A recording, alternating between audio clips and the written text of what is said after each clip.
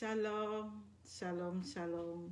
Je vous dis bonjour dans le nom précieux de notre Seigneur Jésus-Christ, celui-là même qui nous donne la vie, celui-là même qui nous donne la force d'être là, celui-là même qui nous réveille, celui-là même qui nous donne la paix.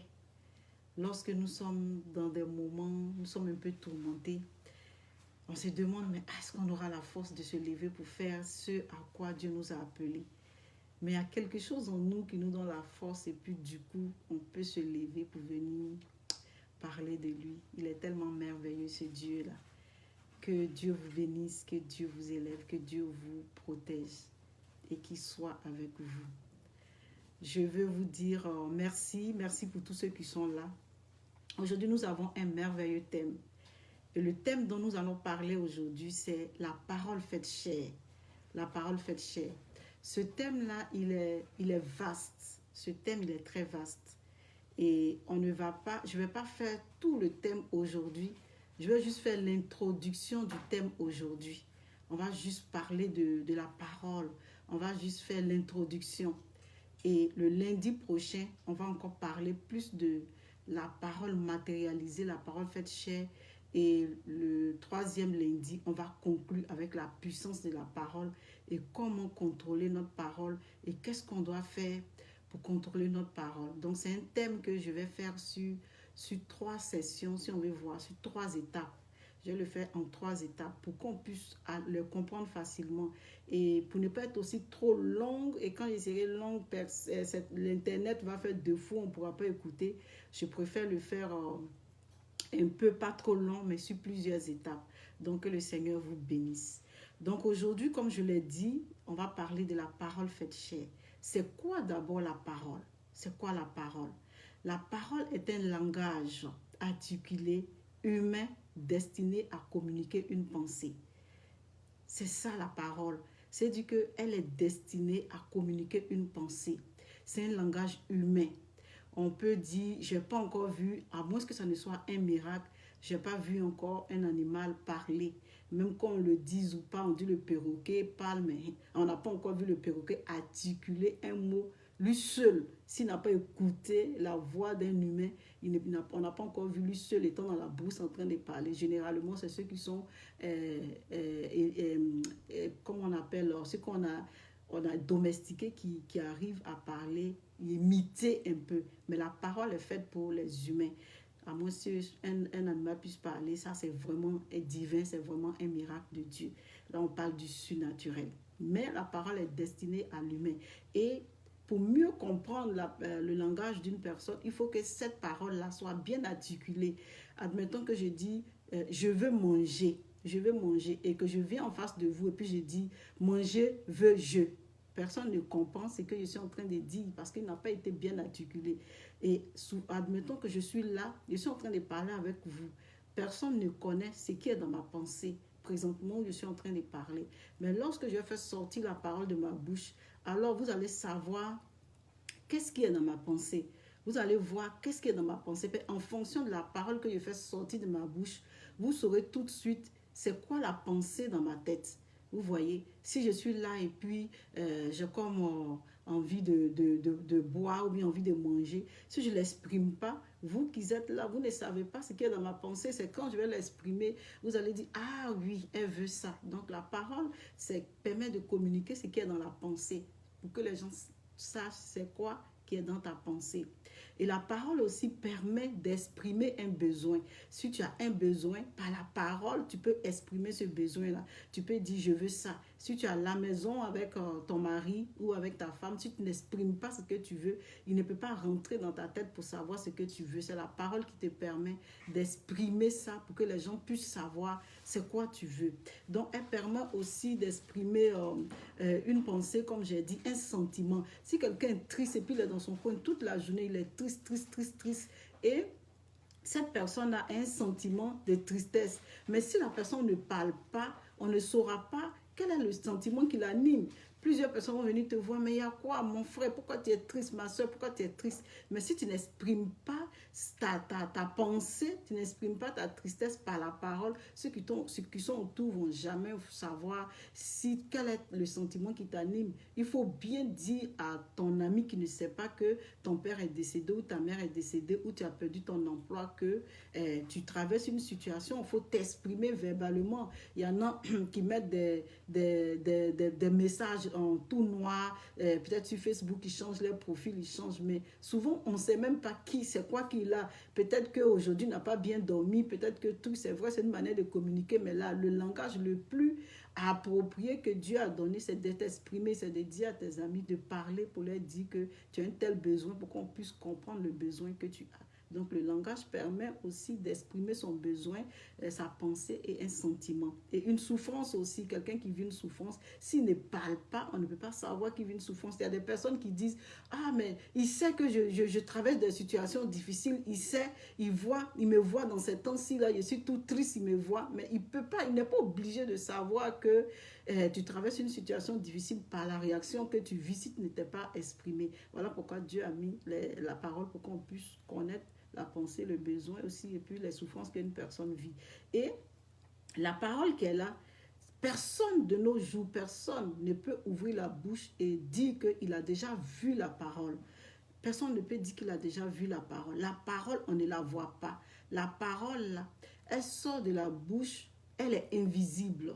Elle est invisible. La parole est quelque chose d'invisible. Moi, je suis en train de parler à vous, je ne vois pas les paroles sortir de ma bouche comme des flèches qui sont en train de partir. Donc, la parole est spirituelle. Elle est invisible. C'est quelque chose de spirituel qui a un pouvoir, qui arrive à mener à l'existence quelque chose dont personne ne peut voir. Je prends un exemple tout de suite avec vous qu'on va expérimenter ensemble.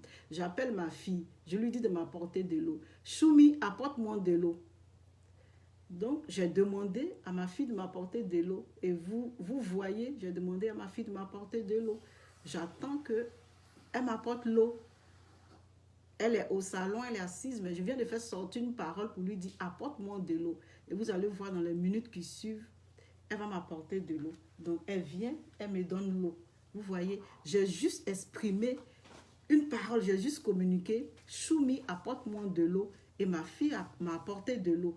Elle n'a pas vu la parole sortir de ma bouche comme une flèche qui allait la piquer, mais le fait qu'elle a entendu le pouvoir qui est dedans et allait la toucher, et automatiquement, elle s'est levée de là où elle est. Ce qu'elle était en train de faire, elle a arrêté de le faire.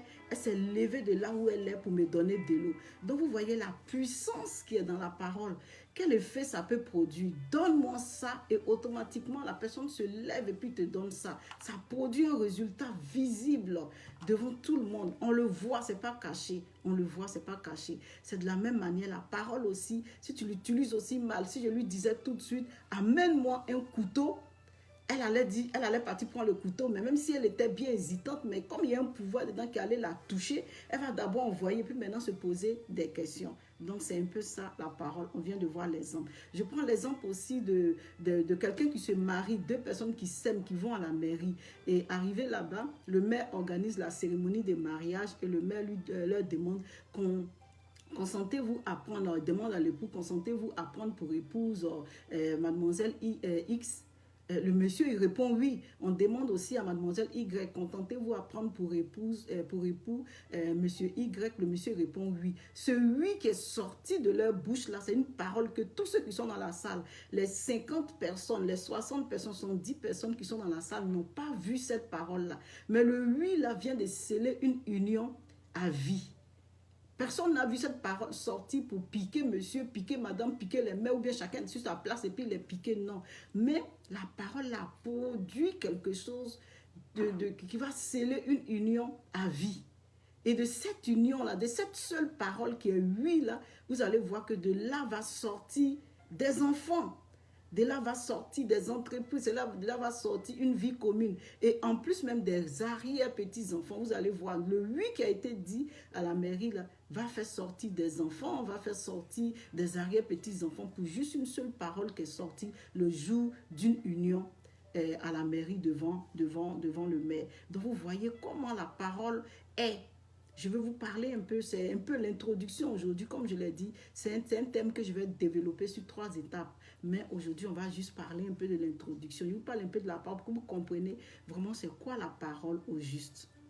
Donc, quand on voit dans Jean 1, verset 1 à 4, c'est on ne va pas tout développer les différents versets parce que c'est un thème très long. On va juste s'attarder un peu sur un seul petit verset. On dit, au commencement était la parole et la parole était avec Dieu.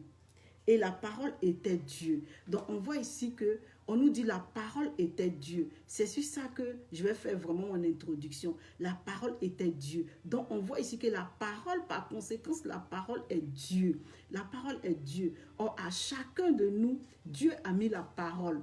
Dieu a mis la parole. Et quand tu nais à l'hôpital, là, étant bébé, le premier signe que la sage-femme vérifie en toi d'abord, c'est la vie. Elle la vérifie comment? Elle ne vérifie pas forcément si tu respires. Hein. Elle ne va pas prendre un appareil pour mettre sur ta poitrine ou bien pour voir le cœur. Ça, c'est des choses qu'on fait après. Mais à l'instant, là, qu'est-ce qu'elle fait? Elle vérifie si l'enfant pleure. Si l'enfant pleure, c'est qu'il vit. Oh, les pleurs, c'est un langage pour l'enfant. Les pleurs, l'enfant s'exprime par les pleurs parce qu'il n'arrive pas encore à articuler des mots. Donc, un enfant, c'est par les pleurs qu'il s'exprime. Quand il a faim, il pleure. Quand il a soif, il pleure. Quand il a sommeil, il pleure. Quand il veut dormir, il pleure. Quand il a des petits bobos, il pleure. Donc, d'abord, la sage-femme vérifie d'abord si cet enfant-là, il a un langage pour communiquer avec ses parents, avec les parents avec qui il va rester sur la terre. On vérifie ça. Donc, l'enfant, il pleure. Il s'exprime, vous voyez. Pour vous dire que en chacun de nous, Dieu a mis la parole au-dedans de nous. Il a mis quelque chose au-dedans de nous. Donc, en chacun de nous, il y a une divinité. En chaque être humain, il y a une divinité. En chaque être humain, il y a Dieu en chaque être humain manifesté par la parole qui est en nous, qui est au-dedans de nous. Si tu vois quelqu'un qui ne parle pas, qui est un muet, ou c'est une anomalie, ce n'est pas normal. Parce que ce qu'on sait qui est vraiment vrai, c'est que on parle, un être humain doit parler. Mais si quelqu'un est muet, ce n'est pas parce qu'il n'a pas Dieu en lui, mais c'est une anomalie, c'est une maladie où il traverse une situation où on peut le guérir. Et Dieu pourrait dire que cette situation peut-être est dans la vie de telle personne pour glorifier le nom de Dieu. Donc, ce n'est pas qu'il n'a pas ce Dieu, il n'a pas Dieu en lui. Mais en tout un chacun de nous, il a une divinité en nous qui est matérialisée, manifestée par la parole, par le langage. Mais comment tu l'utilises? On va voir. Donc, sur la terre ici, là, comme j'ai dit, la parole est invisible. Et tout ce qui est invisible est spirituel. Et tout ce qui est spirituel parle de divinité. Quand on parle de spirituel, c'est on fait allusion divinité. Donc, tout ce qui est spirituel parle de divinité. Que ça soit le diable, que ça soit Dieu, c'est des divinités. Mais Dieu est la divinité par excellence. Le grand D, le grand Dieu, la divinité par excellence. Et Satan, le petit Dieu, la petite divinité aussi. Donc, vous comprenez. Donc, dans le monde ici, il y a 2 forces. Les 2 forces que nous avons sur la terre ici, il y a la force de Dieu qui est la grande divinité par excellence, Jésus-Christ, et il y a la force du diable qui est la petite divinité par excellence. Donc sur la terre, nous vivons avec 2 forces, 2 divinités. Et ces 2 divinités-là sont capables d'utiliser la parole, vu que je vous ai dit que la parole est esprit. Donc la parole est spirituelle, la parole est esprit. Donc les 2 divinités sont capables d'utiliser la parole. Mais quand la petite divinité que le diable utilise, ça dépend de vers qui il utilise cette parole. Ça dépend de vers qui en face de lui pour que cette parole-là prenne effet. Sinon, le diable a aussi la capacité d'utiliser une parole pour détruire la vie de quelqu'un. C'est pour ça que quand tu maudis ton enfant, cette parole-là prend effet. Quand tu maudis ton cousin, cette parole-là prend effet. Quand tu maudis quelqu'un, ça prend effet. Quand un marabout prononce quelque chose sur ta vie, un féticheur prononce quelque chose sur ta vie, ça prend effet. Parce que le diable est capable d'utiliser aussi la divinité qui est la parole pour agir. Mais il l'utilise en mal, c'est vraiment ça. Donc comme je disais, dans le monde, il y a 2 forces. Et les 2 forces-là, quand tu utilises les 2 forces, il y a une force qui construit et une force qui détruit. Donc, ça dépend quand la parole qui est en toi, là, pour est-ce qu'elle construit ou elle détruit? Est-ce qu'elle construit ou elle détruit? Parce que si la parole qui est en toi n'est pas capable de construire, n'est pas capable d'emmener la paix, n'est pas capable de produire des effets visibles qui, qui peuvent construire quelqu'un, et que la parole qui est en toi détruit, alors tu es utilisé par la mauvaise divinité, et c'est la mauvaise divinité qui contrôle désormais ta parole. Donc le diable est capable de contrôler aussi ta parole, et Dieu est capable de contrôler ta parole. C'est pour ça qu'il faut faire attention à nos paroles, parce que la parole que vous voyez, quelqu'un peut avoir une information dans son cerveau, une information où on vient lui dire tout de suite que ça... je prends un exemple banal, on a fait un test et puis tu as le VIH, vous voyez, cette parole est venue détruire la personne, mais après, quelques minutes après, la personne, on l'appelle et puis on lui dit, ah, on s'était trompé de test, mais c'est pas toi qui as le VIH. Cette parole qui a donné la vie rétablit la personne. Automatiquement, la personne est capable de se lever et faire l'activité qu'il n'avait jamais même pensé faire dans sa vie. C'est comme une force qui vient en lui pour le réveiller, parce que dans la parole, il y a une puissance, parce que dans la parole, il y a la vie. Donc la parole peut détruire comme la parole peut construire. Donc sachons utiliser vraiment notre parole. Et c'est elle qui amène toutes choses à l'existence.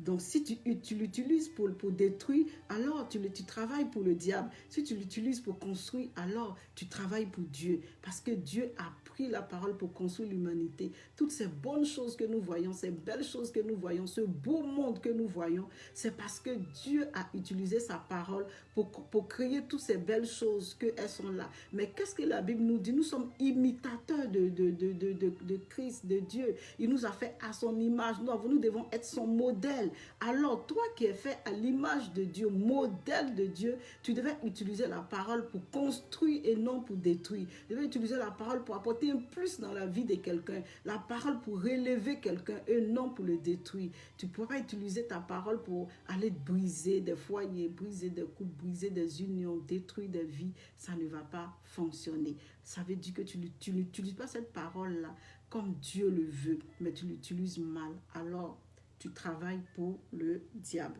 Tu ne travailles pas pour Dieu. Mais quand Dieu vient, quand le diable utilise cette parole-là dans ta vie, il vient, il teste.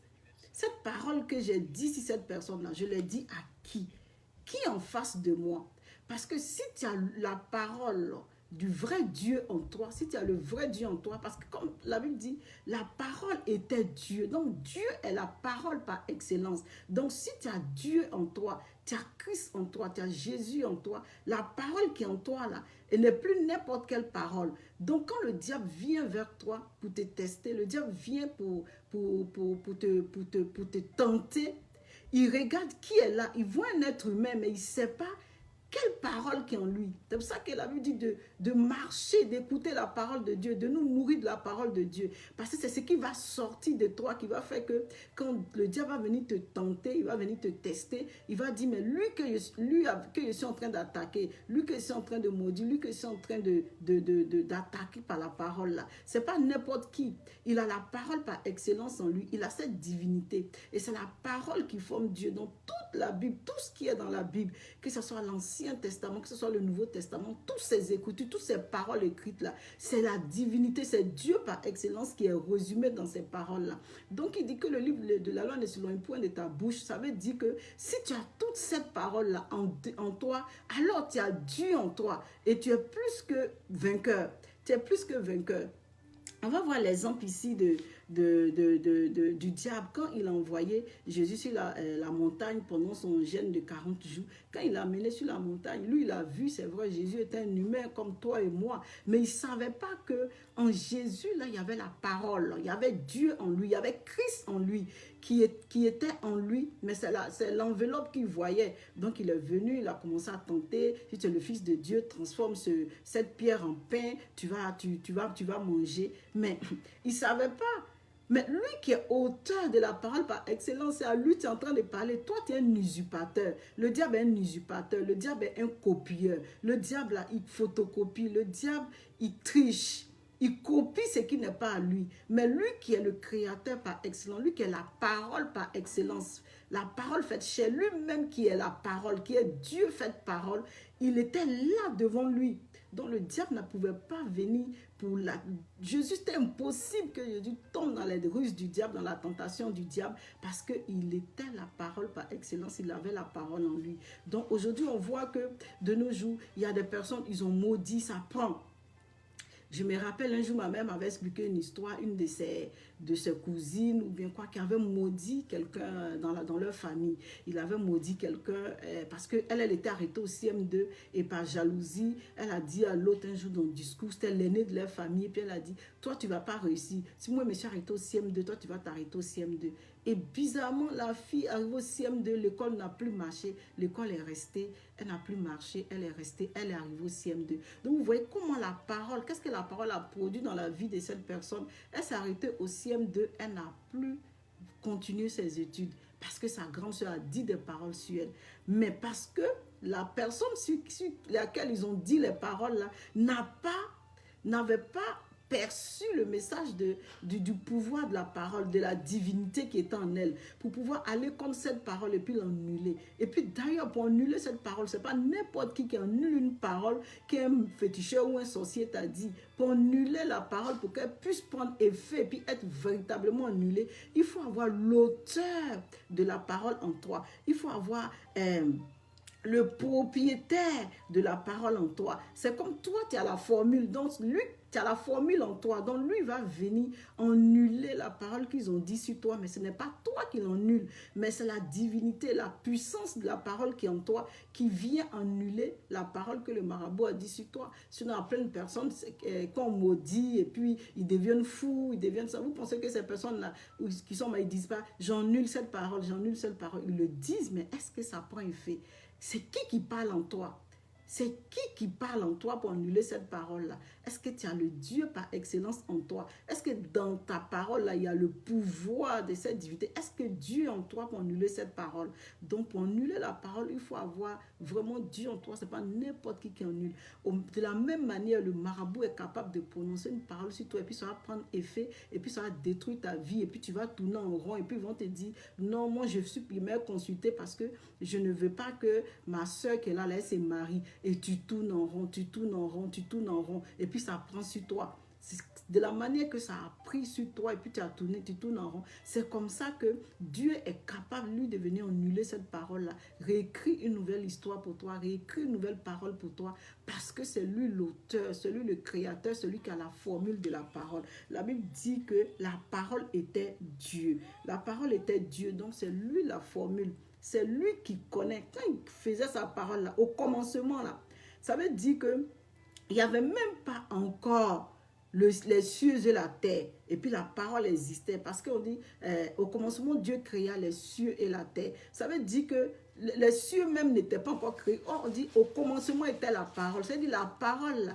elle existait avant même la créature. Donc c'est lui qui a la formule par excellence pour pouvoir aller annuler une parole que le diable a dit sur ta vie. Il faut avoir la formule, il faut avoir Dieu en toi pour annuler vraiment cette parole-là. Sinon, le diable va détruire ta vie, le diable va détruire ta vie et tu ne pourras pas. Parce que le diable, comme je l'ai dit, la parole c'est spirituel. La parole, la personne ne la voit. La parole, elle agit. La parole, elle est efficace. Personne ne la voit. Personne n'a jamais déjà vu une parole marcher pour venir vers lui, mais sortir de sa bouche. Elle est spirituelle. Et tout ce qui est spirituel, c'est dit divinité. Et tout ce qui se dit divinité peut être utilisé par les deux divinités. Dieu l'utilise et le diable aussi l'utilise parce que c'est des divinités. C'est beaucoup de mystères là-bas. Donc toi qui es là, qui est à un niveau qui n'appartient à aucune divinité et tu penses que tu vas réussir, oh, les gens vont te détruire par la parole, les gens vont te détruire par la parole, tu ne pourras même pas te relever, tu vas souffrir parce que tu n'as pas la connaissance, le mystère de cette parole-là, tu n'as pas. Vous savez que quelqu'un peut être triste dans la journée et puis on peut l'appeler tout de suite pour lui dire, ou bien quelqu'un vient lui faire un don, ou quelqu'un lui dit, ah, je viens vers toi aujourd'hui, je vais te donner par exemple 200 000 francs, je vais te donner $200. Vous voyez là, l'effet que la parole fait en cette personne-là, la personne peut oublier tout de suite ses problèmes à cause de juste l'appel qu'il a reçu. Donc la parole est vraiment puissante, donc sachant l'utiliser, car elle peut détruire et elle peut construire, mais en tant qu'enfant de Dieu, nous devons l'utiliser pour construire. Donc, comme je l'ai dit, c'est vraiment un thème qui est vaste. Et aujourd'hui, j'ai dit que je vais le faire en 3 étapes. Donc aujourd'hui, c'était vraiment l'introduction. Donc on a survolé un peu l'introduction. Connecter lundi parce que je ne vais pas être trop long pour que tout le monde puisse écouter, pour que ça donne envie de découvrir les autres. Dans la prochaine, pour lundi prochain, on va voir comment la parole est arrivée à devenir chère et comment la parole fait pour devenir chère. Comment toi tu dois l'utiliser pour qu'elle devienne chère dans ta vie, pour qu'elle devienne visible, pour qu'elle devienne réelle, pour qu'elle devienne palpable, pour que tu la touches. Et le 3e lundi, on va voir la puissance qui se trouve dans la parole et comment avoir la maîtrise de soi et comment contrôler sa parole. Donc, c'est vraiment plusieurs étapes. Donc, je vais conclure pour dire que la parole qui est en nous, là, elle peut produire un miracle. La parole qui est en nous a une puissance. La parole qui est en nous a une autorité. La parole qui est en toi, là, elle peut changer ta vie. La parole qui est en toi, là, c'est Dieu qui est en toi. Parce que la Bible dit que la parole était Dieu. Donc, vu qu'en toi, il y a la parole, tu as un langage en toi, tu peux communiquer, c'est-à-dire qu'il y a une divinité en toi. Donc, il y a Dieu en toi. Donc, de la manière Dieu a emmené toutes les choses à l'existence là, toi, tu peux amener les choses en l'existence. Mais pour amener ces choses à l'existence, il faut avoir la formule. Il faut avoir la formule. Et la formule, on va la découvrir lundi prochain. Pour que tu puisses emmener tes choses à l'existence, il faut avoir la formule. Sinon, tu vas dire des choses qui ne vont pas se réaliser. Il y a des personnes, là, ils appellent même les enfants. Donne-moi de l'eau. Je te dis, Mamie Chou, apporte-moi de l'eau. L'enfant ne l'écoute même pas. Il dit, il ne va pas. Parce qu'il n'y a pas d'autorité dans sa parole. Mais la semaine prochaine, on va voir ensemble quelle est la formule pour avoir l'autorité dans sa parole, pour que la parole puisse produire beaucoup d'effets, pour que la parole puisse produire un résultat, pour que notre vie change. Parce que c'est vrai, on a la parole, mais comment on l'utilise? Depuis là, je prophétise sur ma vie, ça ne se réalise pas. Depuis là, je parle sur mon mariage, ça ne se réalise pas. Depuis là, je parle. Mais comment je vais faire pour que quand je parle, ça se réalise? On va le découvrir lundi prochain. Je vous demande d'être connecté et de suivre encore l'enseignement de lundi prochain. Et on va voir. Sinon, tu vas parler jusqu'en, tu vas utiliser ta parole, tu vas parler jusqu'en tu seras fatigué. Elle ne va jamais produire d'effet. Et toi-même, tu vas te dire, mais comment je fais? Pour les autres, pour eux, marche, mais pour moi, ne marche pas. Mais tu vas voir que c'est quand tu auras la formule, tu sauras comment faire pour l'utiliser. Et qu'est-ce qui doit être d'abord en toi pour que cette parole-là puisse avoir l'effet? C'est en cela que tu vas pouvoir emmener les choses à l'existence dans ta vie. Sinon, tu vas l'utiliser. Le diable va l'utiliser cadeau. Tu vas insulter les gens. Tu vas être jaloux. Tu vas maudire les gens. Tu vas parler mal des gens. Tu vas faire papatoya. Au lieu d'utiliser pour changer ta vie, tu vas penser à faire papatoya. Tu vas penser pour détruire la vie des gens. Tu vas penser pour servir le diable. Tu seras au service du diable.